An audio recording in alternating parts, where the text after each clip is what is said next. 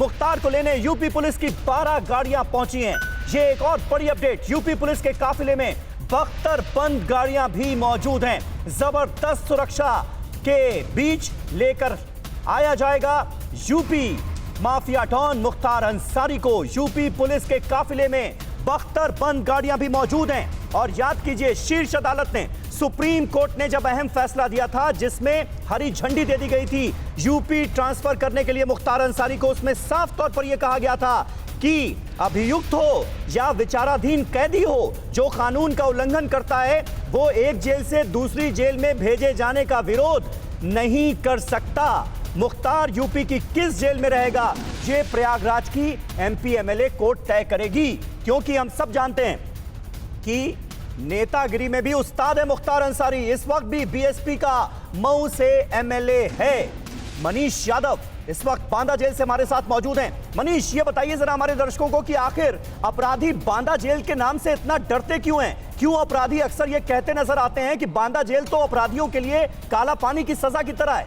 क्या वजह है इसकी? क्योंकि हम सब ये जानते हैं कि तमाम बड़े और नामी डकैत इसी बांदा जेल में बंद हैं।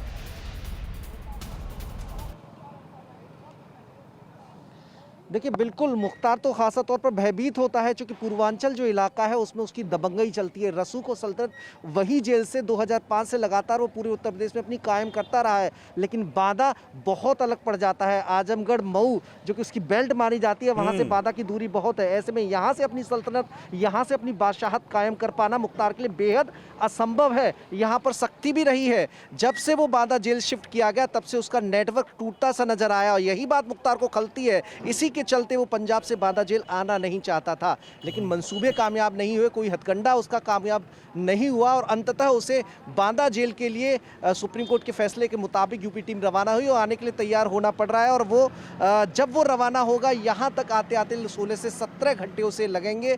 सुरक्षा को ध्यान में रखते हुए जब वो यूपी की सीमा में दाखिल होगा तो जितने जिले पड़ेंगे, जिसमें गाजियाबाद, नोएडा, मथुरा और अलीगढ़ जिले की सीमा लगती है, आगरा उसके बाद पहुंचेगा, और आगरा से फिर नेशनल हाईवे पर टूडला जो कि फिरोजाबाद का हिस्सा है, फिरोजाबाद शहर, उसके बाद इटावा, औरैया, कानपुर देहात, कानपुर नगर, फतेहपुर जिले की सीमा, और फिर बांदा। मतलब इतने जिले पड़ते हैं। इन सभी जिलों के संबंधित थाने जहां से वो होकर गुजरेगा उनको अलर्ट किया गया है। उनकी मौजूदगी में, थानाध्यक्ष की मौजूदगी में उस पूरे काफिले को पास कराया जाएगा। संभावना है कि शाम होने से पहले जब मुख्तार यहाँ पर दाखिल होगा तो एक जगह खाने के लिए पूरी टीम रुकेगी। हालांकि उस जिले का अभी जगह तय नहीं हुई, किस जिले में वो पुलिस लाइन में ये टीम रुकेगी, वो जरूरत के हिसाब से, डिस्टेंस के हिसाब से तय कर लिया जाएगा। लेकिन कड़ी सुरक्षा रहेगी।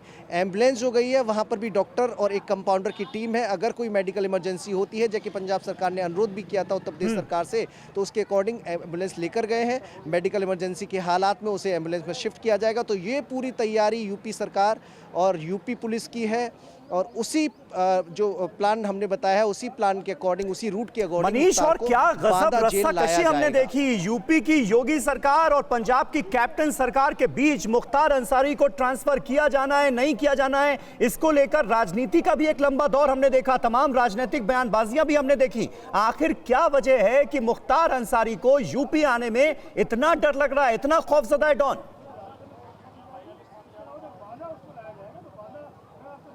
देखिए, ये वार केवल अपराधी की वार नहीं रही, राजनीतिक वार में भी तब्दील दिखाई, वार में तब्दील होती भी दिखाई दी। पंजाब और यूपी दोनों आमने सामने थे। यूपी में ज़्यादा संगीन मुकदमे दर्ज हैं, लेकिन पंजाब सरकार रिजिड हो गई थी उसे यहाँ ना भेजने को लेकर। लेकिन सुप्रीम कोर्ट के आगे कोई चाल कामयाब नहीं हो पाई। मुख्तार पंजाब में खुद को सुरक्षित मानकर चल रहा था, क्योंकि जिस तरह से यूपी में बड़े पैमाने पर उसके नेटवर्क को धराशायी करने के एजेंडे पर योगी सरकार काम कर रही थी, ऐसे में मुख्तार भयभीत था। इस बार उसकी कोई चाल कामयाब नहीं होगी। हालांकि अब तक 2005 से लेकर अब तक वो जेल में बंद है, लेकिन जेल कभी इतनी डरावनी मुख्तार के लिए नहीं रही जितनी इन 2 सालों में हो गई है जब से वो पंजाब शिफ्ट हुआ, और इसी डर के चलते वो पंजाब शिफ्ट हुआ था। आप देखेंगे शाह शहाबुद्दीन से उसके तार जुड़ते नजर आए। यूपी सरकार ने जो बयान जारी किया उसमें भी इसका जिक्र किया। 52 मुकदमे उसके खिलाफ दर्ज है, जिसमें से 15 मुकदमे विचाराधीन है। और अब जिस तरह की सख्ती दिखाई गई है मनीष, और ये तो हुआ यूपी सरकार का पक्ष भी, मोहित मल्होत्रा, अब आप मुझे ये बताइए कैप्टन सरकार का क्या पक्ष है, क्योंकि ये आरोप लगे कि पंजाब की सरकार जानबूझकर मुख्तार अंसारी को पंजाब में ही रोके रखना चाहती है। उधर यूपी की योगी सरकार तो दावा कर ही रही थी कि भाई देखिए आपने अपराधियों की ये हाल कर दी है कि उन्हें यूपी आने से डर लगता है, लेकिन पंजाब सरकार का इस मामले में पक्ष था क्या, कैसे बचाव किया गया? देखिए, पंजाब सरकार पर इस बात को लेकर आरोप लगते रहे कि उन्होंने मुख्तार अंसारी को यहाँ पर खास मेहमान बनाकर रखा। ये भी आरोप लगे कि जो ये पीछे आप रोपड़ जेल देख रहे हैं इसके अंदर उसके लिए वीआईपी तरह के अरेंजमेंट किए गए, उसको खास तरह की सुविधाएं दी गई, ये आरोप लगा। और साथ ही ये भी आरोप लगा कि जब सुप्रीम कोर्ट में यूपी सरकार ने याचिका लगाई और मांग की कि मुख्तार अंसारी को उन्हें सौंप दिया जाए, तब पंजाब सरकार ने काफ़ी देश के नामी वकील जो कि काफ़ी मोटी फीस पर हायर किए गए सरकारी खर्च पर, उनको खड़ा किया और मुख्तार अंसारी के लिए ये प्रयास किया कि वो पंजाब में ही रहे, पंजाब की रोपड़ जेल में ही रहे। ये आरोप लगे थे पंजाब सरकार पर। हालांकि इस पूरे मामले पर पंजाब के जेल मंत्री सीधे तौर पे कहते रहे कि उनका काम है सिर्फ जेल के अंदर सुरक्षा व्यवस्था देखना, इंतजाम देखना, कैदियों को, विचाराधीन बंदियों को कोई परेशानी ना हो वो देखना। ये जो पूरा मामला है ये सीएम साहब देख रहे हैं, यानी कहीं ना कहीं पंजाब के सीएम कैप्टन अमरिंदर सिंह, जिनके पास होम डिपार्टमेंट भी है, उनके ऊपर ही उनके ही मंत्री ये कहते रहे कि आप उनसे जाकर पूछे, होम डिपार्टमेंट वो देखते हैं, होम डिपार्टमेंट देख रहा है कि किस व्यक्ति को जेल से निकालकर दूसरे राज्य को सौंपना है या नहीं। तो कैप्टन अमरिंदर सिंह घिरे रहे। विपक्षी पार्टियां, अकाली दल, आम आदमी पार्टी भी आरोप लगाती रही कि मुख्तार अंसारी को जो और इसके अलावा जो अन्य गैंगस्टर है उनको पंजाब सरकार पाल रही है सरकारी खर्चे पर, और 2022 में जो पंजाब विधानसभा चुनाव होने हैं उसमें इस्तेमाल किया जाना है। ये सब आरोप भी लगे। हालांकि सरकार की तरफ से इन आरोपों का खंडन किया गया और कहा गया कि कानूनी प्रक्रिया के तहत ही सब कुछ हो रहा है। अगर मेडिकल टीम ये अलाउ नहीं करती कि मुख्तार अंसारी को ट्रैवल करवाना नहीं है तो फिर हम कैसे उसको अनुमति दे दे ट्रैवल करने की, और यूपी की पुलिस की टीमें जो यहाँ पर 3 से 4 बार आई उसको लेने, उसको हम सौंप नहीं सकते। ये दलील पंजाब सरकार की तरफ से दी गई। लेकिन इस वक्त सारी दलीलें जो थी वो सुप्रीम कोर्ट के सामने फेल रही। एक और मैं आपको बता दूं कि एक और हथकंडा जो 26 मार्च को चला था मुख्तार अंसारी की तरफ से, उसने ये कहा मोहाली कोर्ट में जब वो पेश हुआ रंगदारी के एक मामले में, तो उसने कहा कि जी मेरी तबीयत ठीक नहीं है, मेडिकल बोर्ड बनाने की अनुमति दे।